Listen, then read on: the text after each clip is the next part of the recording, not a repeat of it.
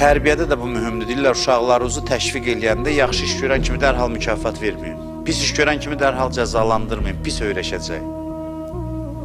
Sonra həvəsdən düşəcək, mükafatdan asılı ruhiyyədə olacaq. Onda kənardan ona əl çalmayanda ruhdan düşəcək. Amma sən müstəqil böyüdür. Bir gün lap 2 alıb gəlib evə, sən ona hörmət göstər, məhəbbət göstər ki, asılı olmasın. Və yaxud da bir gün də yaxşı qiymət alıb dərhal mükafat vermə. Elə adi qaydada davran. Qoy bilsin ki, 5 almaq heç hökmən mükafat üçün deyil. Oxumusan, almısan, yaxşı eləmişsən. Demirəm, laf soyuq davran. Biraz təşviq elə, amma təşviq eləməkdə və tənbih eləməkdə ifrata getməyin deyib din. Biraz azadlıq verin uşaqlarınıza.